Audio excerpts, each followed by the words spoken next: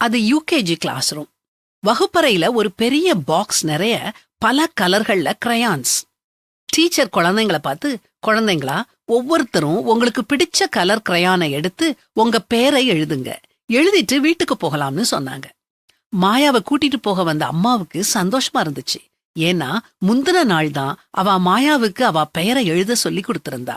மாயா திருத்தமா தெளிவா எழுதுற வரைக்கும் அவளுக்கு நல்ல பிராக்டிஸ் கொடுத்திருந்தா. ஆனா மாயா அமைதியா உட்கார்ந்திருந்தா, எந்த கிரையானையும் எடுக்கல. டீச்சர் ஒவ்வொரு குழந்தை கையில இருந்தும் பேப்பரை கலெக்ட் பண்ணிக்கிட்டே வந்து மாயா பக்கம் வந்தாங்க. மாயா கையில இருந்த பேப்பர் வெறுமையா இருந்ததை பார்த்து டீச்சர் அவளை பார்த்து சிரிச்சுக்கிட்டே, பரவாயில்ல மாயா, நாளைக்கு நான் உன் பெயரை எப்படி எழுதணும்னு சொல்லி கொடுக்கறேன். இப்போ பேக் எடுத்துட்டு கிளம்பு, பாய் அப்படின்னு சொன்னாங்க.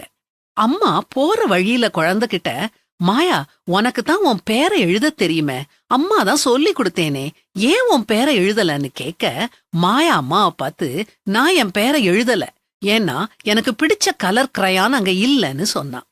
நாமும் பல சமயங்கள்ல இந்த குழந்தை மாயா மாதிரி தான் இருக்கும். எனக்கு பிடிச்ச வழியில தான் நான் போவேன்னு அடம் பிடிக்கிறோம். உன்னையே நினைச்சு அதையே மனசுல திடமா வச்சிருந்து அதையே எதிர்நோக்கி இருக்கிறோம்.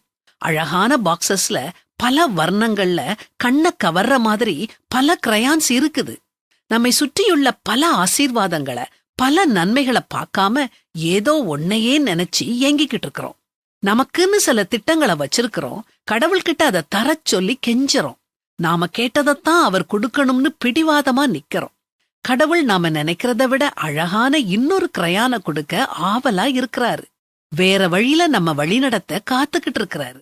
இன்னைக்கே நம்மள படைச்சவரோட விருப்பத்தை எதிர்க்காம முழு இருதயத்தோடும் அவருடைய வழிக்கு நம்ம ஒப்பு கொடுப்போம். அவருடைய பாதை அடையாளம் காண மனத்தாழ்மை தேவை.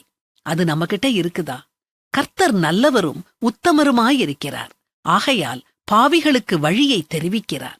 சாந்த குணமுள்ளவர்களை நியாயத்திலே நடத்தி சாந்த குணமுள்ளவர்களுக்கு தமது வழியை போதிக்கிறார்.